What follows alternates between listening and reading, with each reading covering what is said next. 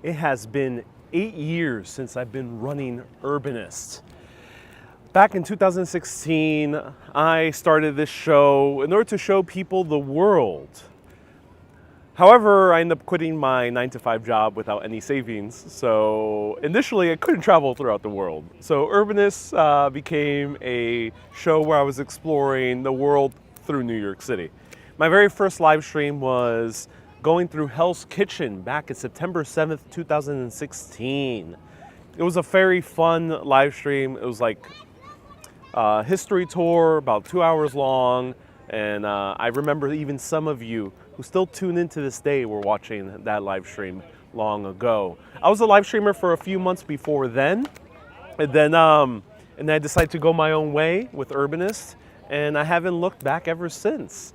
It has been such a pleasure to show you places all around the world, from Europe, from Canada, from parts of America, from the Caribbean, and I hope to show you many other parts in the world in the near future. But since that first live stream was September 7th, 2016, this is the official Urbanist Day. And this is the happy 8th Urbanist Day because this is the 8th year anniversary since 2016. I'm not entirely sure why the stream dropped last time around. I have no idea what happened. I was a bit late originally because it started raining, even though it wasn't in the forecast, which kind of sucked because I wanted to live stream from outside. So I hope this stream sticks so we can all chat together. Feel free to ask me any of the Urbanist questions. The last live stream, well, if you were there, hopefully you enjoyed the little snippet. Let me know what were your first Urbanist memories. I ate a sandwich from Taku Sando, but that's already gone. So now I'm going to eat the desserts. The sweets are something that's traditional with many of the Urbanist days. Let me know if you are an astute, avid Urbanist watcher. What is in the bag? That's not the sandwich, but the treats, the desserts. What's in the bag right now? Hey says, what time is it? It's about 1 p.m. right now. Hello, Brown Eyed Girl. Hello, Mika. Hello, Carol. So hopefully this live stream sticks and we can chat about Urbanist. I'm in the beautiful area of Greenpoint, one of my favorite places. Let me show you around. A little bit more kids playing now. Beautiful views of the East River. We got the Williamsburg Bridge there in the distance. The views of the Lower East Side. We got downtown Manhattan as well. And then we have more views of the pier right over here. Great place to sightsee. There's a playground and a dog park down there, and it's one of my favorite areas. I actually covered these condominiums in videos before, short videos as well. So I've done a lot of things in here. Hey, I'm glad some Urbanist viewers are very astute as to what is in the bag. Oh, I'm glad. Okay, all right, everyone. We're already getting great questions around here, but what's in the bag is a classic Brooklyn blackout cupcake. And I got myself a coffee, a cold brew coffee. This Brooklyn blackout cupcake is from Oven Lee. AOVENLY, Oven Lee. They used to have way more locations. Unfortunately, they have disappeared since then. I think they only have about 2 locations left now in New York City, which is a bit of a travesty, but they are really good. They have the most unique cake. If you have a sweet tooth in the classical sense, this cake might be a bit weird to you because it's very, very deeply chocolatey. It is made with 10 different chocolates. The original Brooklyn blackout cake got its name from a baker deep in Brooklyn during World War II that was trying to devise how to put chocolate pudding inside a cake, which is really difficult. It sounds easy, but it's really difficult, especially back then. So back in the 1940s, he was trying to rack his brain how to do it. And then at the same time, there was these massive blackouts happening in New York City because in order to prevent any random air raids from the Germans, they decided to black out the city a few times throughout the 1940s. So the city was in darkness at night. the guy figured it out, how to put chocolate pudding inside a chocolate cake topped with chocolate fudge. And thus began a very unique cake called the Brooklyn Blackout, named after the blackouts of World War II. So that is the origin of a Brooklyn Blackout cake. It is very unique. You don't find it in too many other parts of the world. It's very New York unique. Many people don't know about it. If you are from 2 generations behind me, then you might have known about it. It's kind of lost a little bit of its fame, but it continues to be a classic, iconic cake right over here. And this is my favorite version of it because they do it super chocolatey. Not only 3 types of chocolate, they put 10 types of chocolate in here. And it's really, really dark. And it's not overly sweet, which is my favorite. It tastes more and more deep, deep chocolate. Let's bite into it.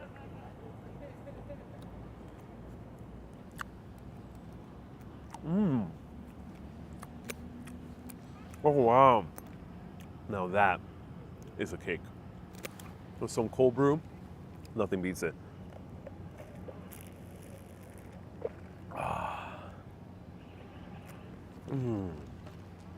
Look how dark this is.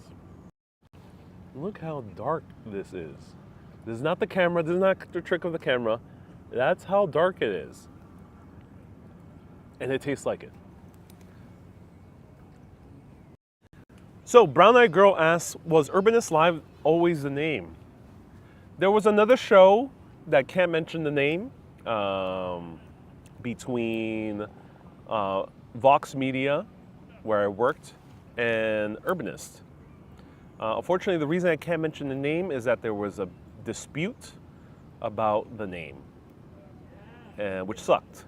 It was the first time I ever encountered that. Right in the beginning, once I quit my job and decided to start anew, I had to change the name of the show. So Urbanist is the 3rd iteration of me working in live streaming. Hello, Helen. When's the mukbang coming? Well, this is the mukbang. Originally, the live stream included me eating a sandwich from an amazing chicken katsu sando place, which is chicken sandwiches. And that is in the previous live stream, but the connection dropped for some reason. Susie says, we should have a Brooklyn Blackout cake test between Greenpoints and Bushwicks. Yeah, I think Bushwick is the area where the Brooklyn Blackout cake was invented. But I don't know if Bushwick has any famous Brooklyn Blackouts. Let me know. Hello, Marcus from the Netherlands. Nice to see you here, Marcus. How are you doing? Thank you so much for tuning in. Great color for Halloween, says, haha. Yeah, indeed it is. How's the weather? It was supposed to be very rainy today, but luckily the sun is peeking out, which is nice. But a little bit covered in clouds, which is nice as well. Hello, Julie. Happy Urbanist Day. Welcome.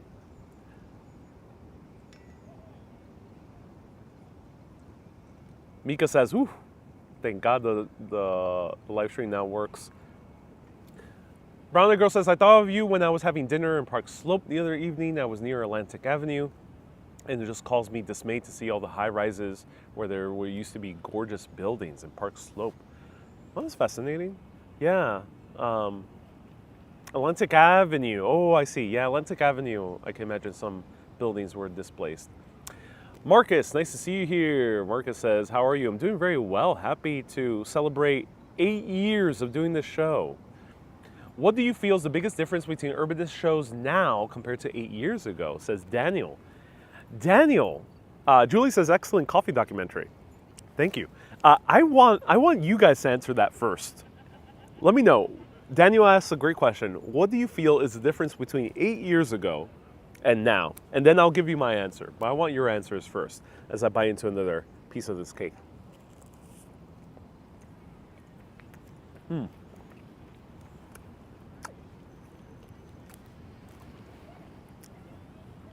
Oh yeah.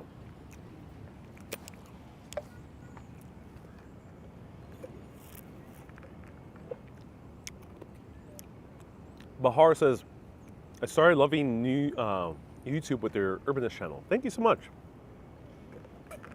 Almost says I can answer that with one word: resolution. Yeah. There's higher resolution. Now I can live stream in HD. Originally, I was live streaming in square ratio in 360p, 480p. So low resolution, which is called standard definition, in square. That was the original live streams. Susie says more humor.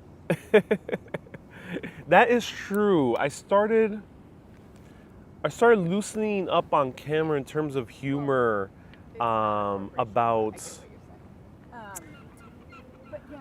It was started around like 2020. 2020, yeah, the pandemic is, it was such serious times with the pandemic. They were very, very intense times for many people. And it's scary for myself and for many others. And tense because you didn't know what was going to happen. And the best way I knew to still provide entertainment was not to be too deeply serious about the history, even though people really love that aspect, but to loosen up and show people New York at that time when it was empty. And that's when I started really kind of embracing more humor and sarcasm and just having fun and being more loose about my format. So that's why I started introducing more humor into it. Also, just got more comfortable in my own humor, which was nice. And then I started live streaming on YouTube, and YouTube made a big difference because YouTube brought an entirely different audience as well, and a bigger audience. So it was easier to crack jokes, and people understood the sarcasm, because sarcasm kind of is tricky territory on video. Some people, especially since people are tuning in from all different cultures, might not get the sarcasm or get the witty humor or the anti-jokes. There's certain quirks about American humor or New York American humor that maybe in another culture they would think I'm just being serious. But due to the comments and people also commenting, I think people can feel like they're part of the laughing with everyone else. They feel comfortable saying, "Oh, okay, everyone else is laughing. This is interesting. This is funny. This is something funny, or this is something he's being absurd or whatnot."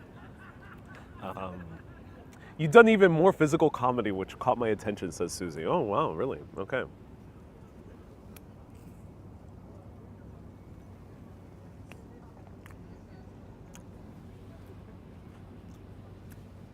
Nabu says, I get the sarcasm. Yeah. I think it's also like the French understand sarcasm, North Africans understand sarcasm, but not every culture is the same in terms of sarcasm. Paul says, first time seeing YouTube was a group stream with Action Kid walking with another vlogger. I think I might have been New York City walking show, but we did a few of them. So cool that you saw me through Action Kid first time. That's awesome. Some of my favorite videos of you in Salem. Because you dove into the history in an entertaining way, says haha. Yeah, haha. It was very interesting, Salem. I really love going into the history there. It was quite intense, too. I did uncover some very dark parts of Salem history, which I realized there was a limit to the stories that I wanted to tell there. But that's a good thing. It's a good thing when you find out that the rabbit hole goes so deep. You don't want to go much deeper in the rabbit hole. It actually makes a good story.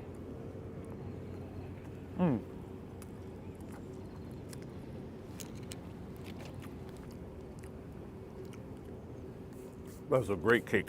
Wow. I'm so happy now. I'm deeply satisfied. Americans struggle with British comedy. Oh yeah, that's why I love Britain. I don't. I love British humor. I'm a huge fan of British humor.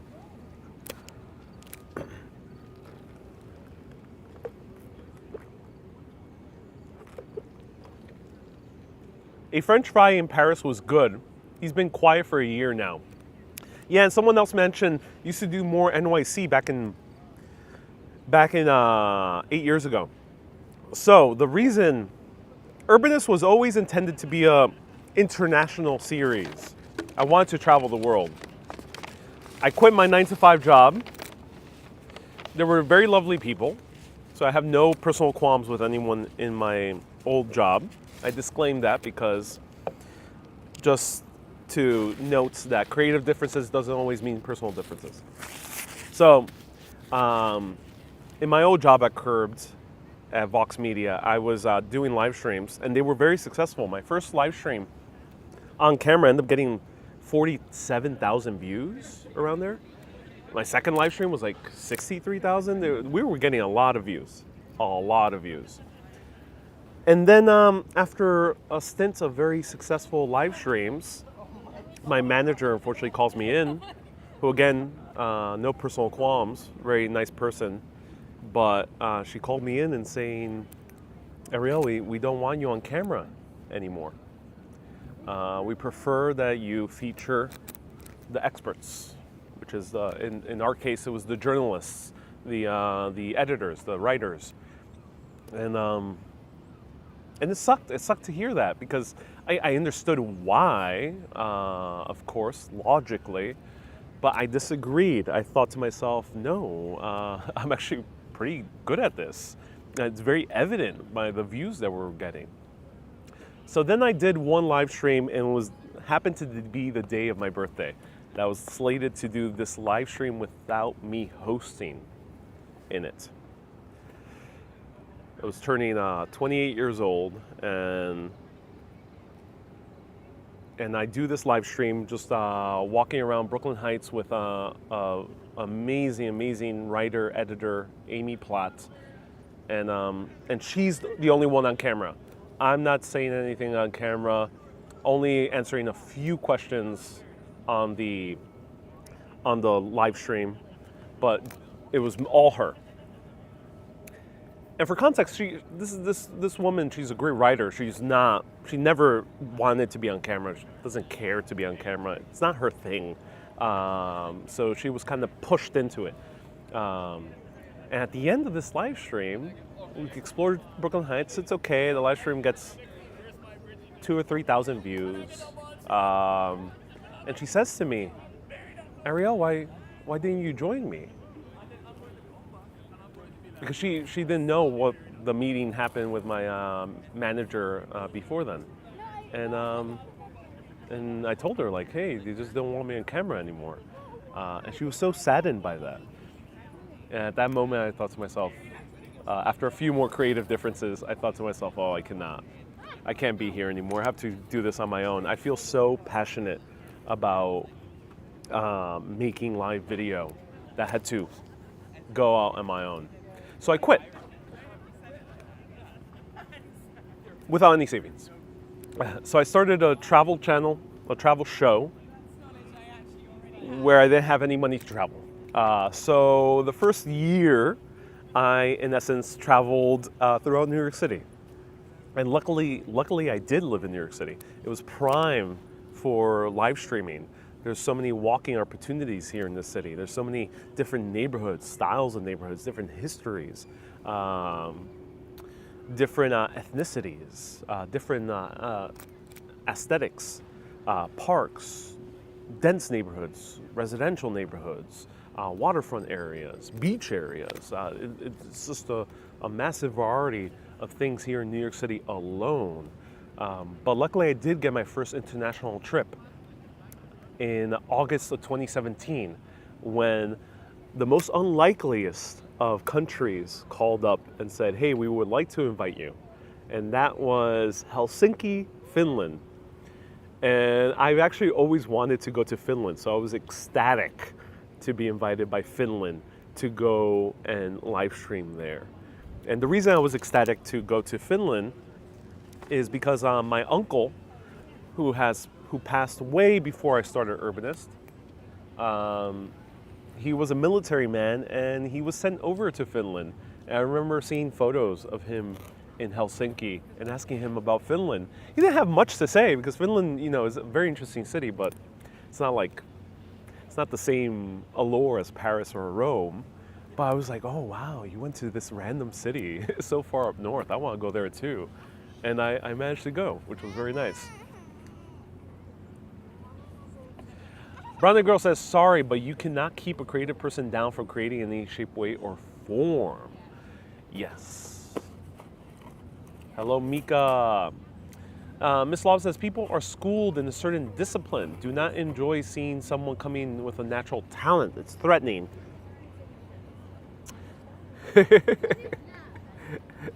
Speculation is what I do personally. Won't speculate on camera. But Miss Love always, that's a astute point, Miss Love. Susie says, that was brave. I couldn't just up and quit my job. Marcus says, wise decision. Oh, I'm glad you think so. Brown Eyed Girl says, I enjoy when you talk about film techniques and anything about film and how you present to your audience what you're viewing. Your storytelling, in my opinion, is one of the best I've ever heard. Oh, I'm glad, Brown Eyed Girl. That's awesome to hear. Thank you.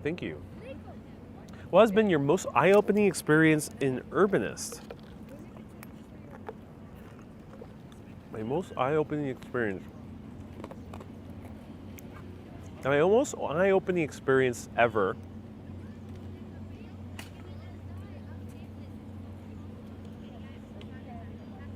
That's a good question.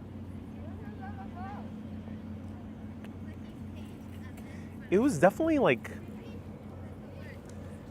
exploring Europe really for the first time on Urbanist, especially Paris and Rome.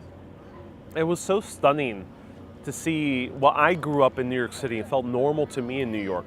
But in New York, it feels like this is one of a handful of cities maximum where it's as walkable, as pedestrian friendly, as public transit friendly, as dense as New York. You know, there's only Boston, Chicago, and nearby we have like two cities in Canada that are driving distance away, which is Toronto and Montreal, but there's not that many places. And going to Rome and Paris really showed me, oh, this is true, the peak of true urbanism. This is truly a place where you can really never have to think about a car. You don't have to think about where you're going, how you're getting there, when you're going, how you're going to park there. You don't. It's cities that truly encourage spontaneity on the level that I grew up in New York City, but I never thought I would see more of. Or at least I thought maybe New York was special, but I knew that in Europe, when I saw it in person, I was like, oh, this is why people love Europe. And that truly was an eye-opening experience for me. The spontaneity that is welcomed by a walkable, dense city filled with people hanging out and about. Which people like to argue that you can get with cars. And I never find a good argument.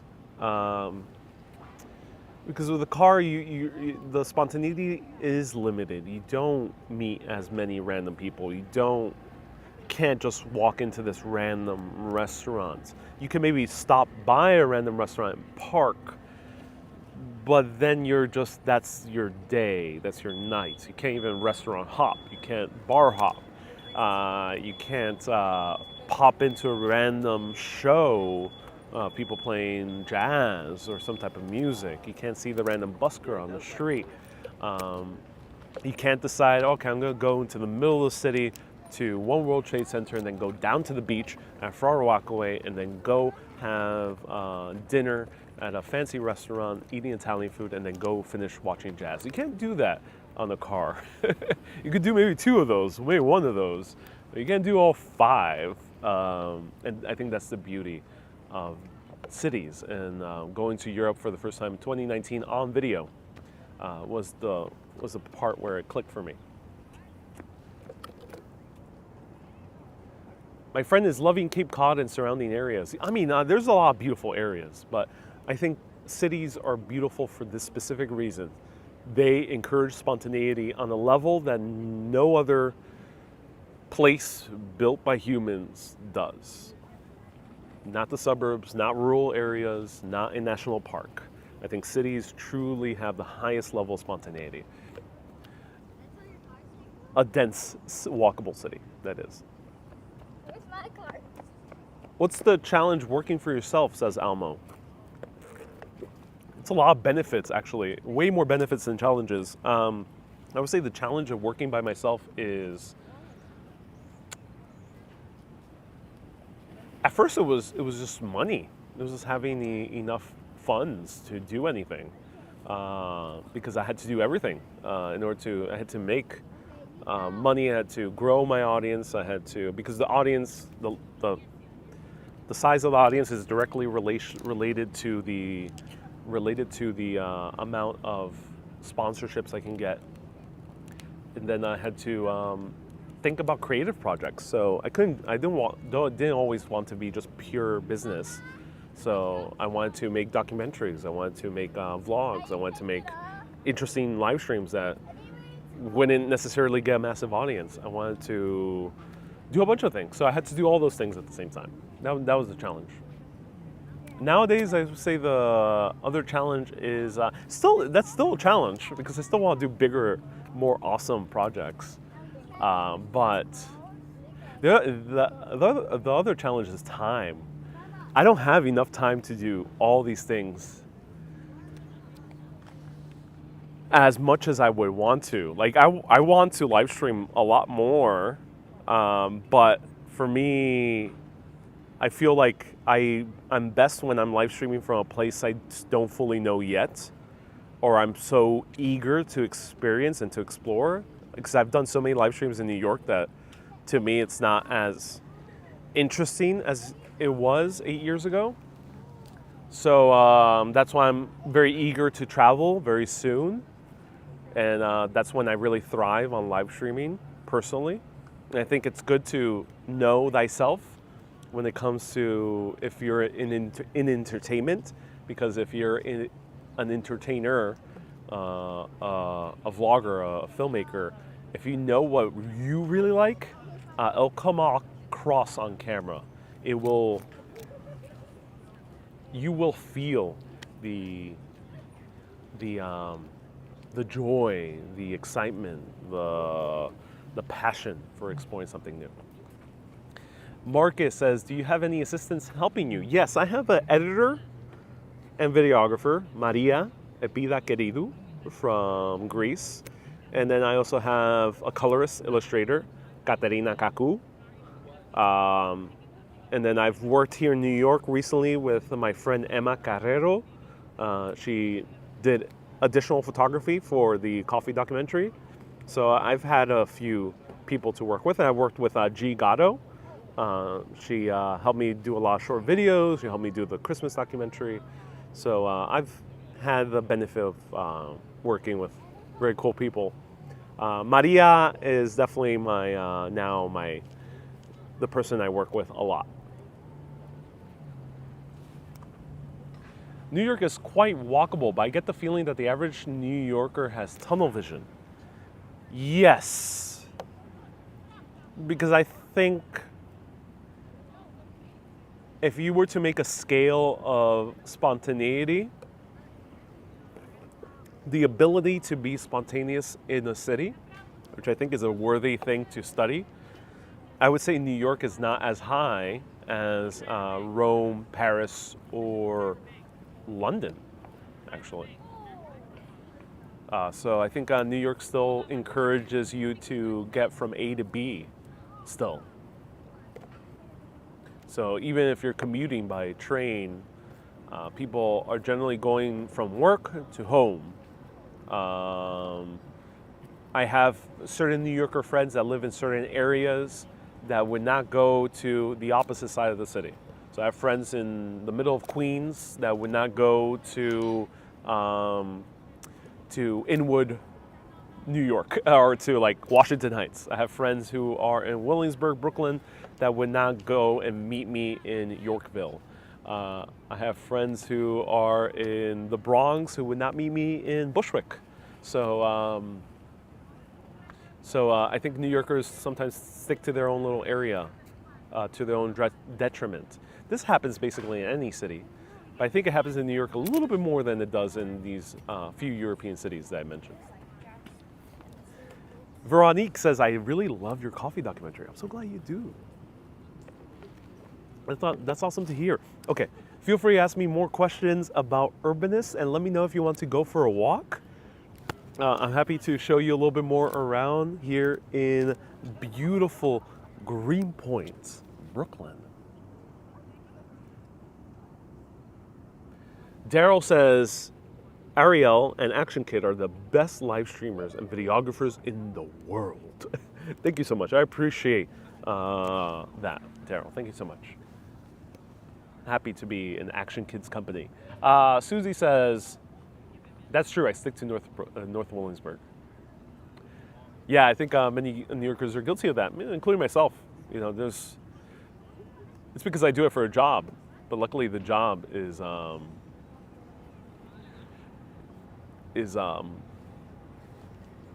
has encouraged me to visit many different areas in New York and still does. Nina says, is that a sunburn you're sporting? No. I just get red when sun faces me. And then I get less red when I face away the sun. Normal reaction for the skin for many hundreds of millions of people around the world. Marianne says, please take a walk and thanks. I got to meet Action Kid, drive him around Los Angeles. Oh, you did? Oh, that's amazing. How good are you at delegating? I luckily work with people who delegating is very easy, not really that difficult. So I don't think about it too much. It's something that comes kind of second nature to me and the people I work with. I haven't worked in a gigantic team yet, so that'll be different once I work with a bigger team. But yeah, I'm very good at delegating. Delegating is not too difficult because I realize at least with editing, I love editing. I'm really good at it, but it's deeply time consuming, and especially with long form, it's all very time consuming. It'll consume most of my day to edit a documentary on my own. So that's why I love working with Maria.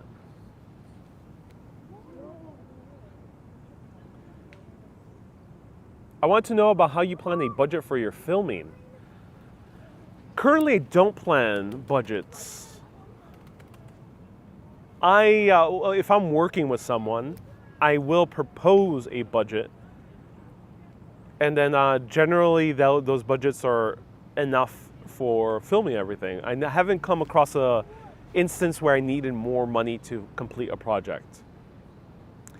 And it's because I'm a very run and gun type of person. I really don't spend too much money in the actual filmmaking process. I spend money getting to the places. I spend money on having the basic camera equipment, but I don't really go too fancy with camera equipment. And then I spend money on data and like cloud storage. And those three things are basically predictable. So I'm not really spending that much money. So that's why I have not encountered myself in a place where I feel like I'm out of budget for a specific project. I felt like I've been out of budget for traveling and live streaming for sure, because traveling does require a budget. And some cities are more expensive than others. So I wish I could have stayed in Ireland for 3 months, but it was not viable because Ireland is the most expensive country in Europe in terms of lodging. So I couldn't stay in Ireland for 3 months. I didn't have the money for it. So this has happened to me a few times. I wish I could stay in Europe for 2 more months when I was traveling in 2022, but of course I was running out. So yeah, there's always money constraints. Where do you hope to see the channel 5 years from now, says BC. Hey, BC, that's a great question. 5 years from now,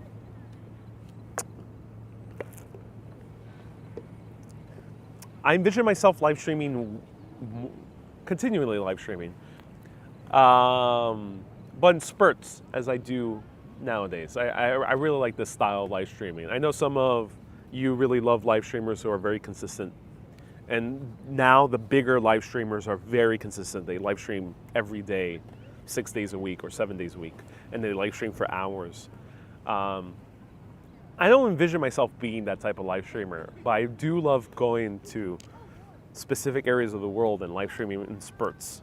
So I want to continue doing that. So I envision live streaming for more exotic places, Asia, parts of Africa, the Pacific would be really cool. I would love to do a random live stream in the Maldives, in the most dense city in the world, which is the capital island of the Maldives. I would love to do like crazy live streams from very far off places. And in 5 years from now, I hope internet streaming technology gets so good that I can just easily live stream in HD from the most remote places in the world, or from very exotic places, or the ability to go in the major city and go into basements and to rooftops and into buildings without worrying about a drop in connection. So I hope that continues. And then beyond that, I would love to work with a big live streaming or TV station. Love to make a very big, high budget series, very high budget. Something that encompasses multiple cities throughout the world, very beautiful, lavish locations and great lighting. Because right now I film without really thinking about the lighting, but I want to have like a cinematographer that knows their lighting. I want to be able to like really have perfectly lit scenes, similar to Martin Scorsese's documentary series called Pretend It's a City, which is on Netflix. In my opinion, that's such a beautifully filmed documentary series. I would love to get to that level.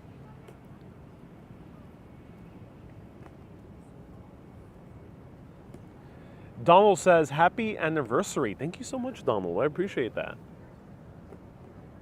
Santorini was great, as well as the French Alps. Yes, it was.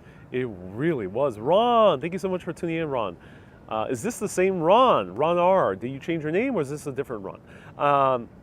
BC says, we have a saying in the UK, watch the pennies and the pounds will take care of themselves. Hey, that's a good saying. I like that saying. I gotta live more by that saying. Ebrin, nice to see you here.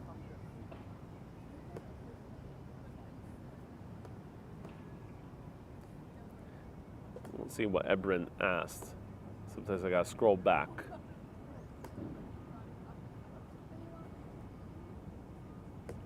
You know, I was thinking, Brown Eyed Girl says, I was thinking about the person you said shouldn't be on camera. I wonder if they knew you won a Peabody Award. That's a good question. That's a very good question. That's a very good question. I know parking is a big pain. It is. What's challenging about working? I already answered that. Stefan says, have you noticed any significant changes in the city since live streaming? Yes, I have. There's more homelessness for sure, which is a big shame. Positive parts is there's more outdoor seating culture, which is nice. That's a big difference. This started after the pandemic, but for sure now there's more casual cafes and casual bars where you can sit and stay for a while.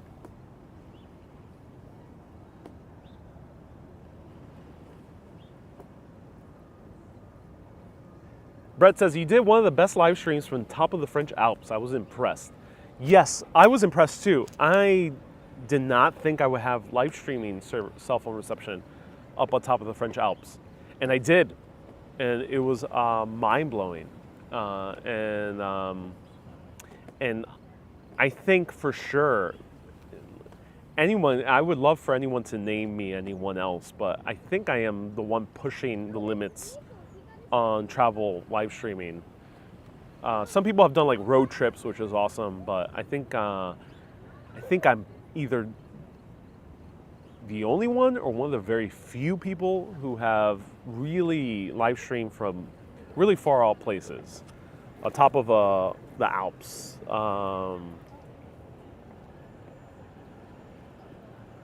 In the Vatican City, with some other crazy live streams I've done. I've done a few very crazy ones.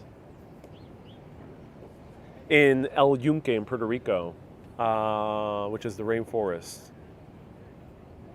In the Outer Hebrides of Scotland, islands where they're barely touched by humans. On top of one of the tallest mountains in the Isle of Skye. The standing stones in the Isle of Skye as well. Yeah, a lot of places. I've done some crazy ones. Between two countries, live streaming between France and Italy on the gondola. And then I've live streamed briefly going from Estonia to Helsinki as well. So I've done many others.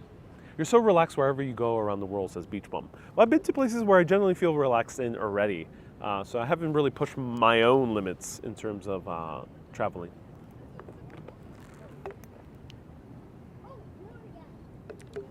Someone left a super chat. Hey, who did? Cauliflower Box says, your content is always interesting and refreshing. Congratulations on your success. Hey, I really appreciate that, Cauliflower Box. Thank you so much for the great compliments. I appreciate that. Thank you.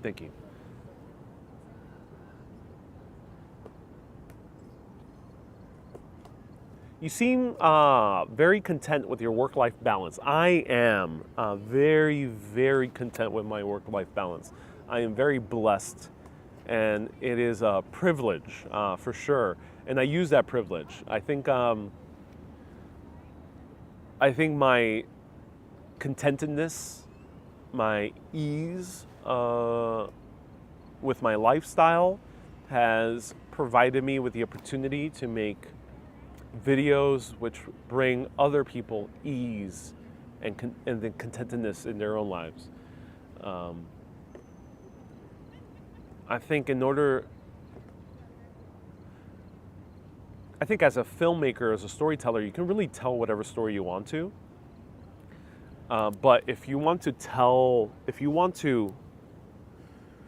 give people a sense of ease and relaxation and joy and wonderment, you yourself have to experience that.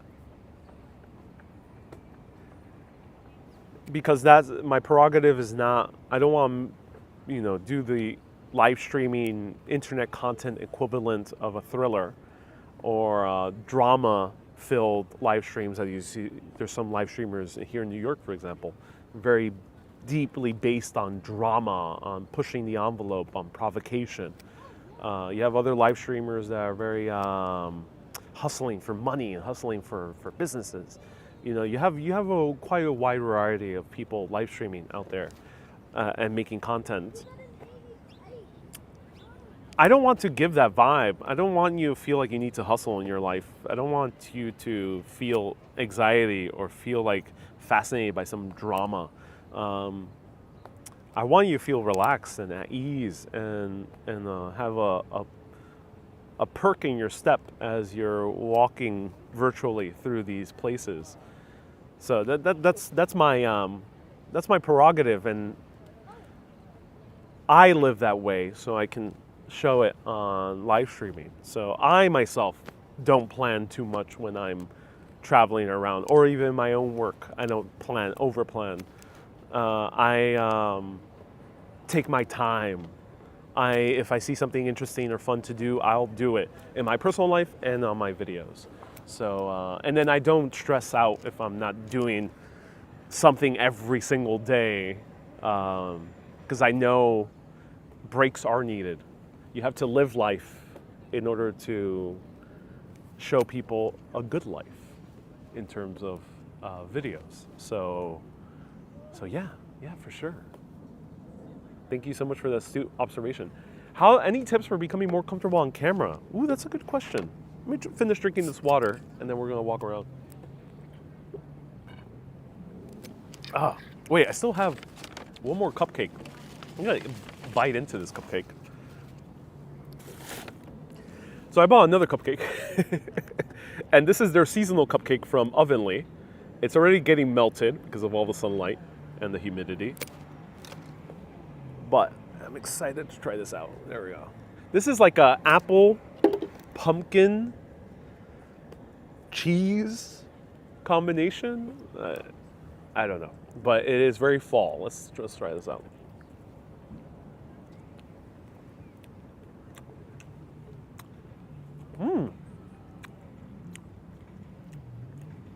It's a buttercream frosting. Really good buttercream frosting.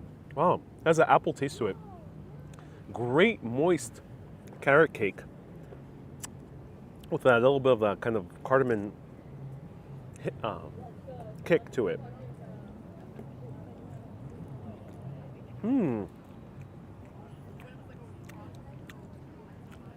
Wow, that's good. That's really good. It's a good cupcake. Ms. Lob says, if that's your objective, you've succeeded. The first thing I loved about your style, I felt relaxed and I felt like I was out in Venice or Barcelona with a friend.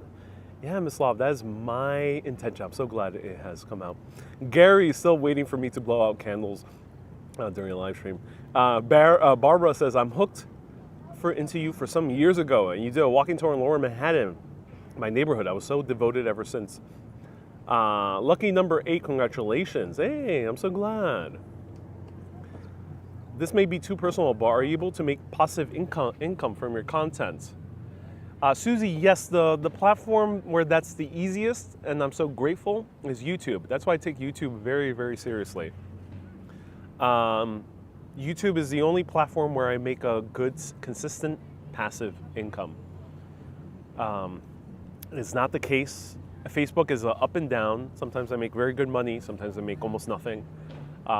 It's big up and down. Facebook is like that relationship that is filled with passionate lovemaking, and then the next time it's a screaming match, and then the next day is utter boredom, and then followed in reverse.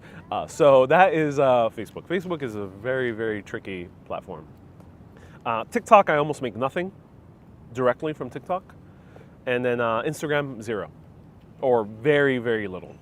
Instagram gives me like a tiny bonus of like $20 for getting millions of views. So yeah, YouTube is the only place I really make some income. All right, let's walk around a little bit. Feel free to keep asking me questions. Let me show you around. This is where it's hot. Got hot.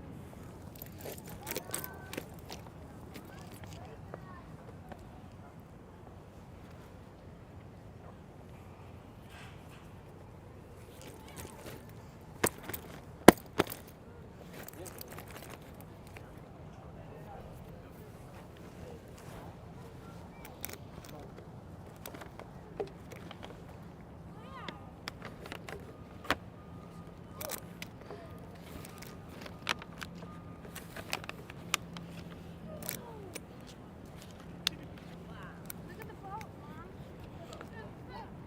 Oh, Nico, now you have so many A's. Now that doesn't have any A's anymore. Donald asks, do you still do in-person tours?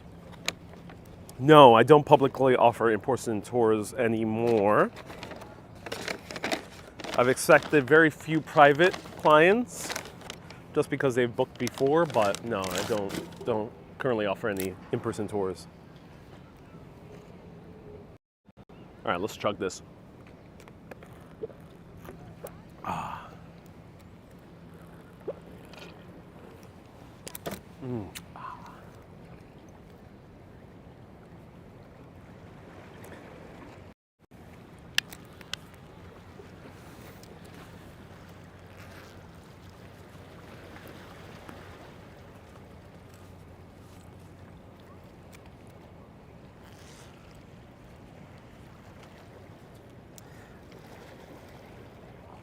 Atia says, I'm trying to choose universities. Is New York more known for tech or for finance?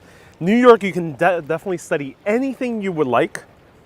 I would say if you don't want to be in a city where the competition is as high for tech, then come to New York, because if you go to San Francisco, sure, there's a lot more tech companies over there, but competition will be extremely high. New York, you have way more opportunity to get a really cool job. And then New York is the capital of finance.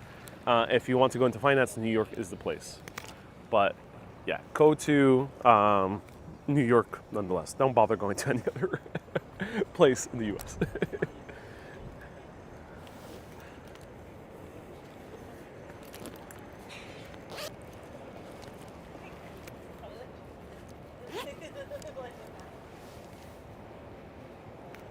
Some of the earlier lives are in Greenpoint, says Susie. Yes, yes. I think my 4th or 5th live stream was in Greenpoint. And I showed the same exact park with a friend of mine, and we ate the same cupcakes.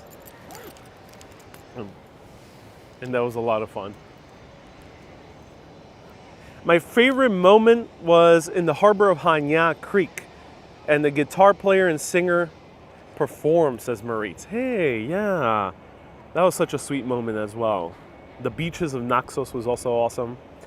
I'm disappointed that I didn't know you were in Chicago, says Mary Lynn. It would have been so cool to show you some out of the way places. Ah, Mary Lynn. Chicago did warm up to me last time I went. Been to Chicago twice on my journeys. The second time, which was just a few months ago, I ended up actually really loving it. Chicago is way more pleasant during the hotter months. Daryl says, do you know about Action Kid's leg? Yes, I heard about his foot. I hope he heals up. It's a terrible thing to hear. What are some hidden gems in New York City that first-time visitors should see, says Marcus. Marcus, I highly recommend downloading my guide, right exclamation point guide, right now in the comments, and the link will pop up. Off the top of my head, the best places for hidden gems? It's a very good question. Definitely check out the Brooklyn Museum. It's one of the more interesting museums in New York. The Museum of Moving Image in Steinway, Queens.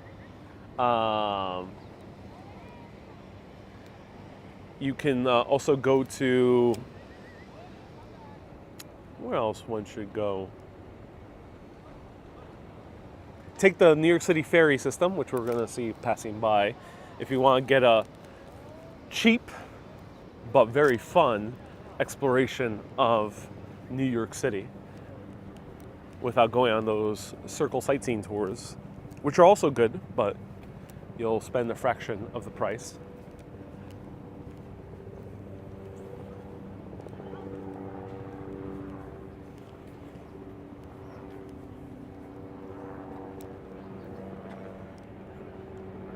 Any interest in doing a haunted Halloween video in the village? Says Nina. Maybe Nina.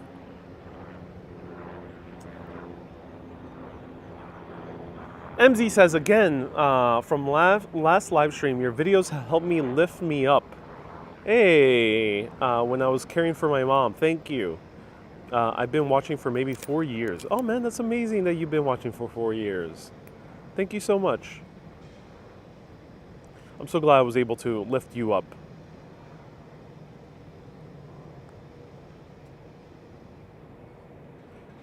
Veronique says, are we in Manhattan? We are. Susie says, I hear content creators always making money from TikTok. They're making money from sponsorships, which luckily I do. So I make most of my income from sponsorships that are on Instagram and TikTok specifically.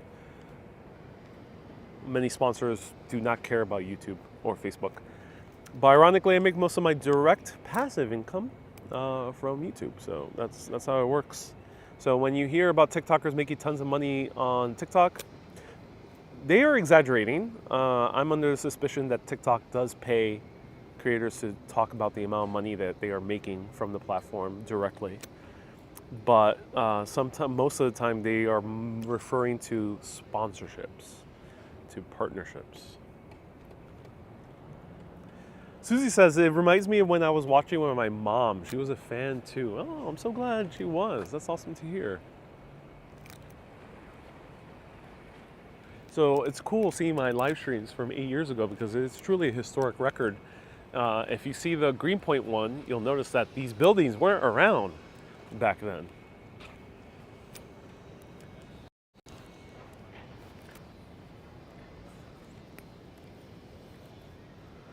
Vita says, I always enjoy your work. I'm so glad you do. Can you do a Saturday Night Live on Manhattan, says Meta. You know, I haven't done a night stream in a while here in New York City. Maybe. Stay tuned.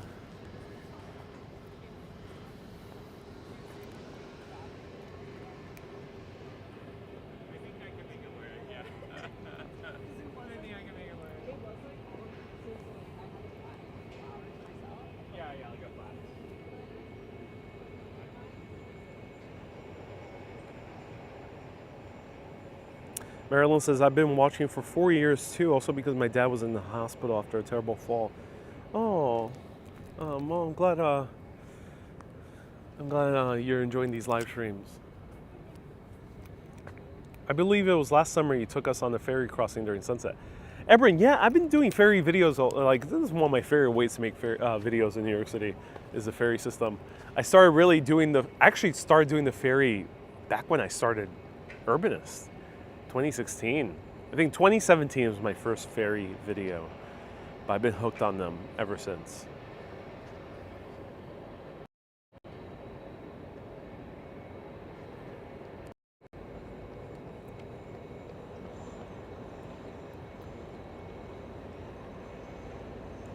Nina says, we love your work, hey. Too many screaming kids on the ferry, says Nina. Depends on the ferry.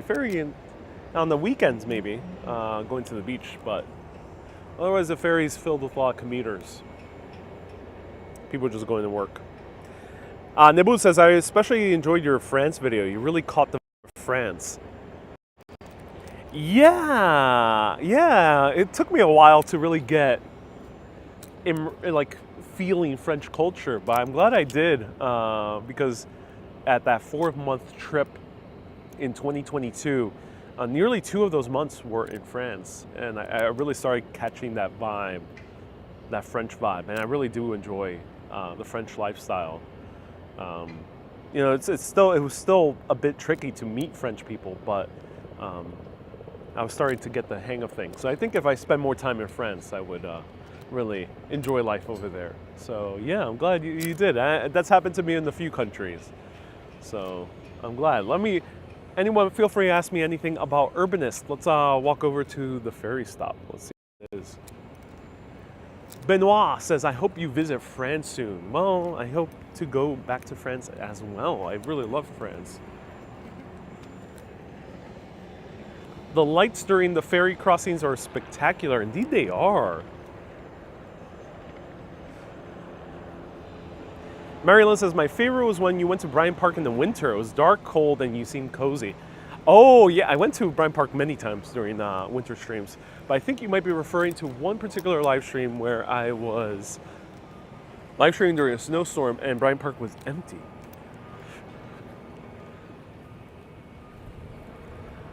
Nabu says, I really enjoyed your last trip also to England, Netherlands, Belgium, and France. I mean, I really love all of them. But Belgium really blew me away. Netherlands was also amazing. Nina says, I remember in Paris you randomly filmed people in costumes. Yes, I bumped into a TV show being filmed in France, which is fascinating. Dude, we saw a little...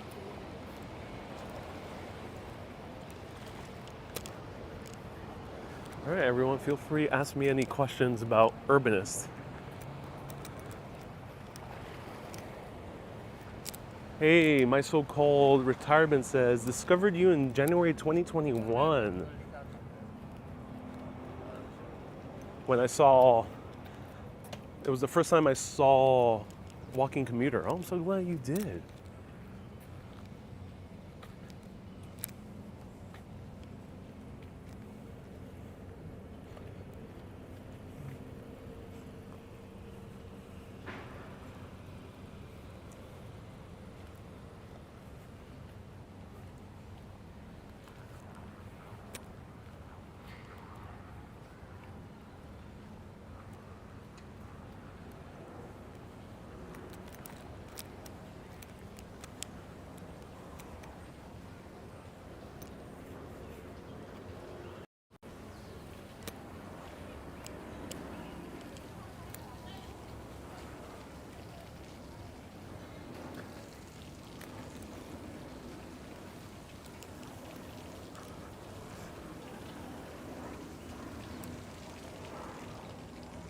Nia says the street performers in Rome and Greece were absolutely magical. They were. They were indeed.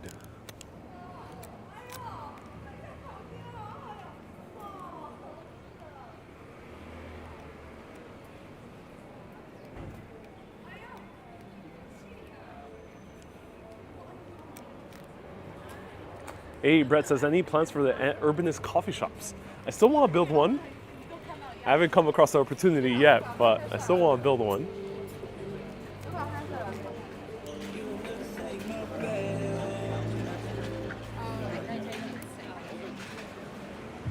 Susie says, if you can no longer make content, what will you do? I would write. Yeah, I would write. That would be the only other thing I would do. Find a way to tell stories nonetheless. My first live stream was when your evening stroll in New York City during a snowstorm, January 2021, says Isabel. Yes, it was January 2021. I think so far it's my most watched live stream on YouTube with 287,000 views or something like that.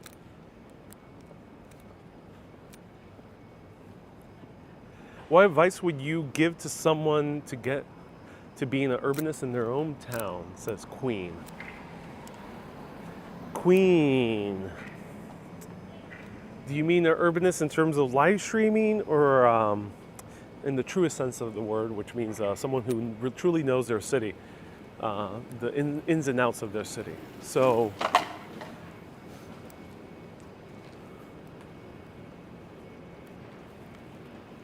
I would say the easiest way to truly get to know your city is to just walk around, aimlessly explore, really get to know the city, but also observe, pay attention. How are the streets set up? Are people walking on the streets? Are people sitting outside on the streets? Are the parks full? Are the parks empty? Are the parks just kids? Or are the parks also adults? Start noticing the tiny details of the city. Notice parking, notice the density, or how tall are the buildings in the general area. Are there random tall buildings next to very short buildings? Are all the buildings uniformly tall? Start really observing all those details, because then you start really getting to know the design of the city, and what really works in the city, what doesn't work in the city, why it works, why some neighborhoods are very empty, and why are some neighborhoods very full. You start really getting a sense for that as you walk through a city. Peg says, I've been watching you since before COVID struck. You made me feel connected and less alone during that time. Aww. Peg, I'm so happy to hear that. Have you thought of Urbanist Live small group tours? Tracy! I offer a group tour hosted by my friend Evan Panagopoulos of Explorabilia. So go to urbanist.live/tours. And he's hosting urbanist style tours in Greece. I curated the tour with him. He's the one who's taking you around. Many of you already know my friend Evan through my videos. So check out those tours. Urbanist .live/tours, or tours.urbanist.live. Actually, is the website. Tours.urbanist.live.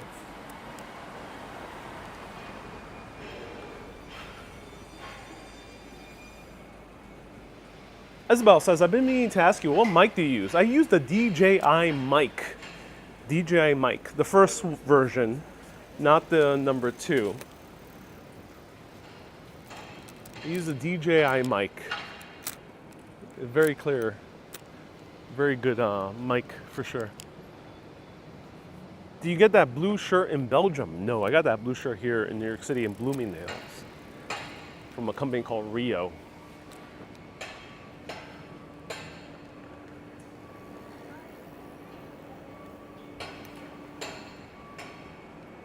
Susie says, how come you no longer say ladies and gentlemen and people of all genders? Oh, Susie, wow. That's a very specific question. Yeah, I don't know. Yeah. It is a very good question. No comment.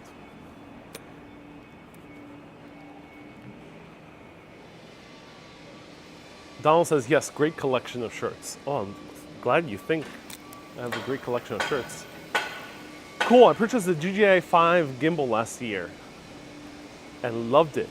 Yeah, I love the gimbal, the DJI 5. Yeah, I use the 5 I use the DJI 6 right now.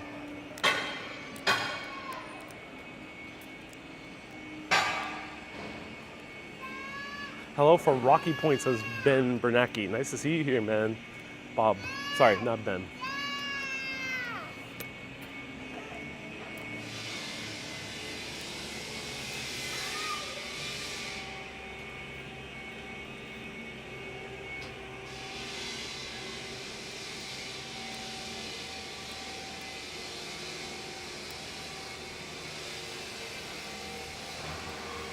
Is the DJI Mic 2 better?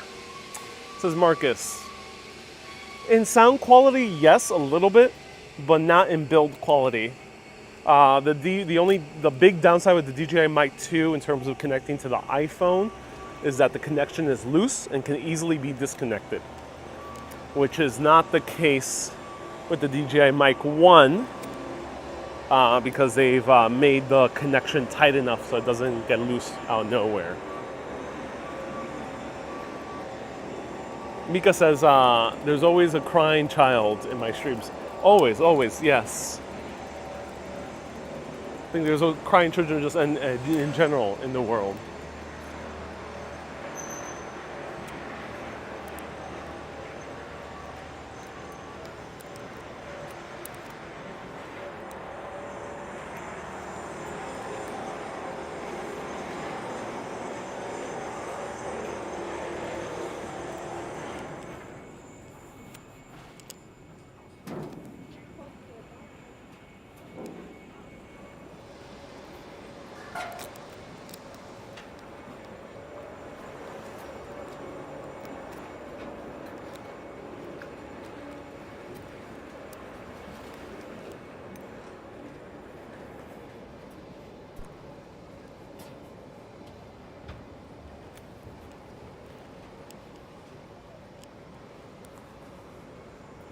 Inkspire Life says, inspiring urban.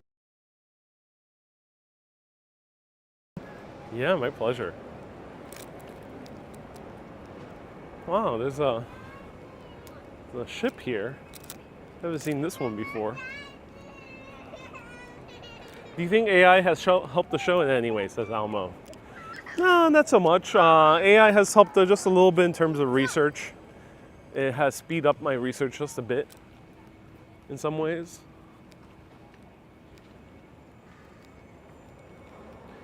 What is this?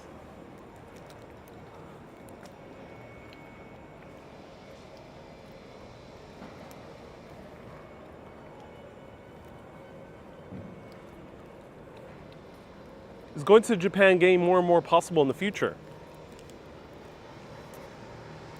Japan is a bit of a tricky one. Prices went down and now they're going way up. And then beyond that, there was a massive earthquake in one of the regions in the southern part of Japan, and they predicted that there was going to be a mega quake, meaning an extremely strong earthquake, an absolute devastating earthquake that could affect Tokyo in the very near future, which is a bit scary because I don't want to live through a mega quake. It sounds terrifying, actually. So yeah, Japan is a bit tricky.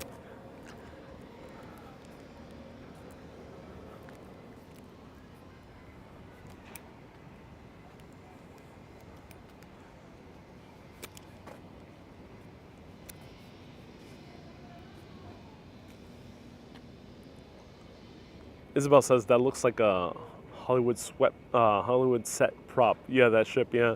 Nick says just joining the stream. Where are you? It's not Manhattan. It's Greenpoint, Brooklyn.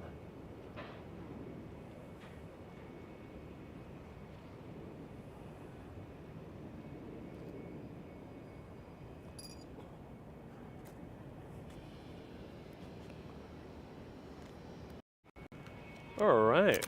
I'll stick around for just a little bit longer. Feel free to ask me any questions that you are curious about in terms of Urbanist, how these videos are made. But I really appreciate everyone tuning in for Urbanist Day 2024. It was an epic time. I'm glad many people enjoyed it. Let me show you one more time.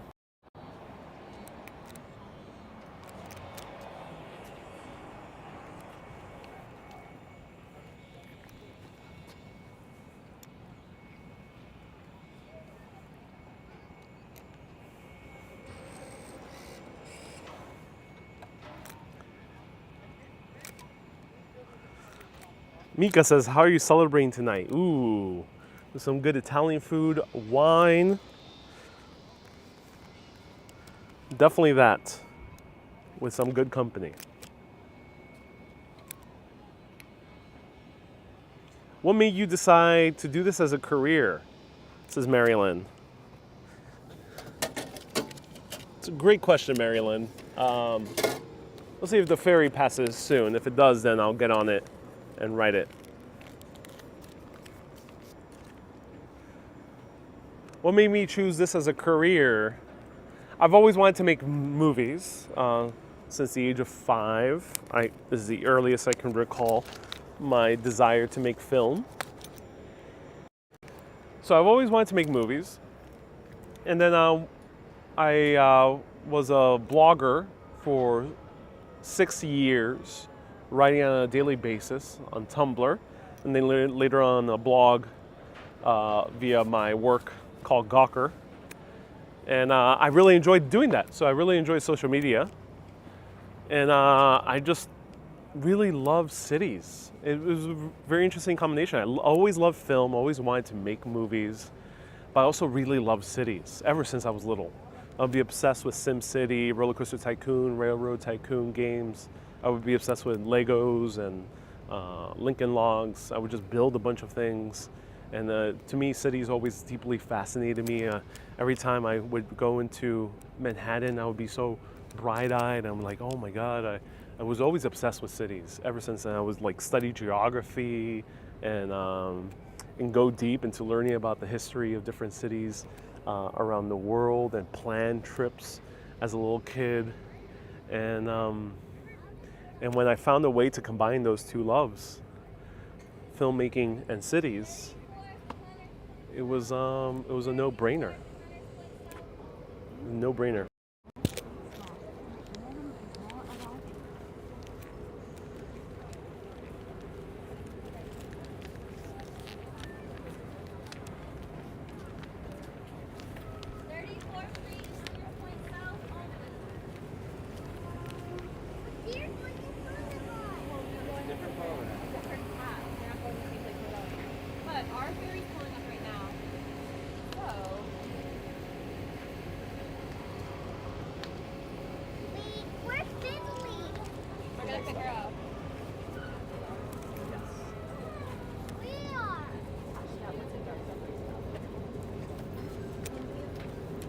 4th and Hunters Point South only. Thank you. All right, so we're riding the ferry. $4 each way on the ferry. You can transfer to the other lines. They give you like about an hour and a half of transfer time. So don't worry, once your ticket is validated, you have time to transfer to another line if you want to.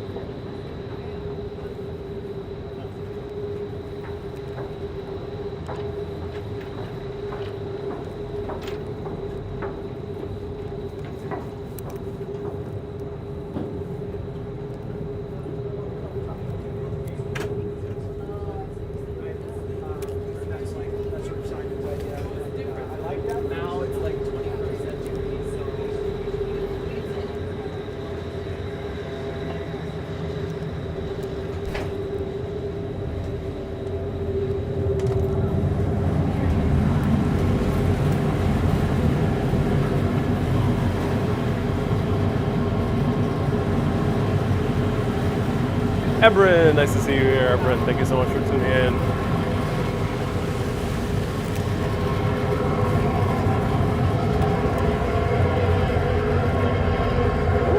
Upstairs is full.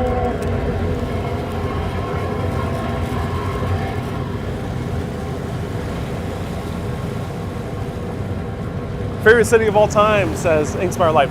So my number one city, New York, because I'm from here.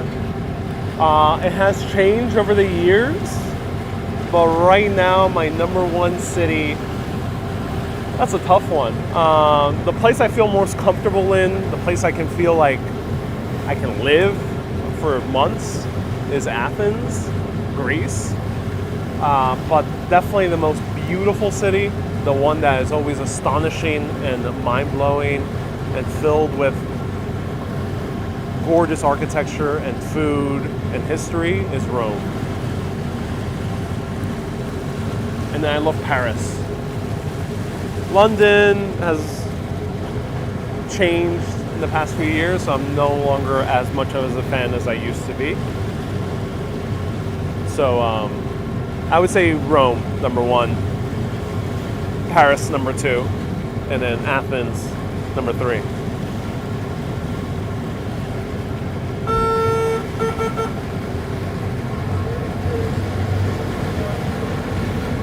Isabel says, what an amazing journey. In just a short time, I've joined you in all these beautiful countries. So many corporations have reached out to sponsor you, and now you're a Peabody Award winner.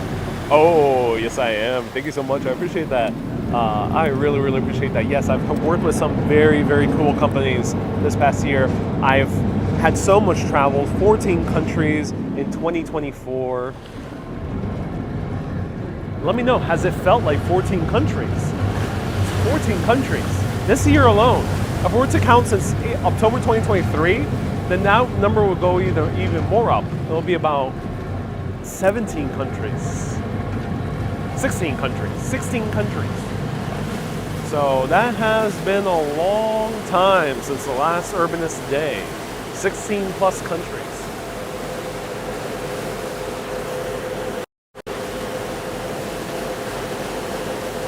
Adriana says, I fell in love with Rome. Oh.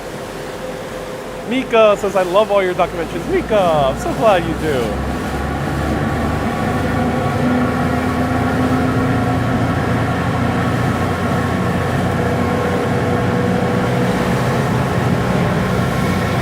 All right, we're ripping it.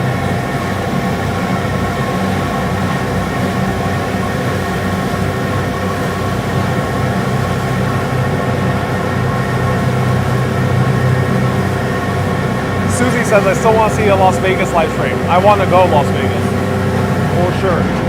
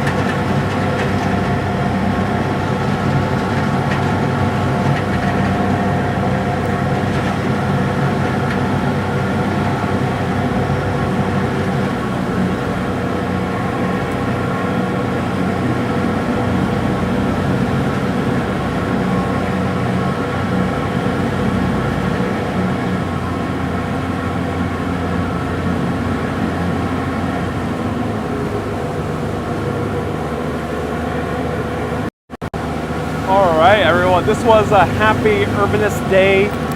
8 years. 8 years. Making Urbanist videos. I'm so happy so many people tuned in. Thank you so much for watching. I'm so happy people love these videos. Stay tuned. From mid-September to mid-October, I'll be out and about abroad once again. Show you many cool experiences around 2 countries I've been to before. I'm excited to show you new places in these countries. So I'm super hyped. We're going to a very big event as well, which you'll see for like an hour, because otherwise I gotta do some short videos about this gigantic event with a very cool sponsor that I'm working with for a second time. And let me know if you know what I'm talking about. Hint, trains. So everyone, I really appreciate that. 8 years, can't believe it. I'm so glad so many people asked so many amazing questions. We got the ferries, we got beautiful New York City, and I'll be back very soon. Stay tuned, mid-April. The weekend of September 15th, 14th, I'll be back live. Keep being awesome, and always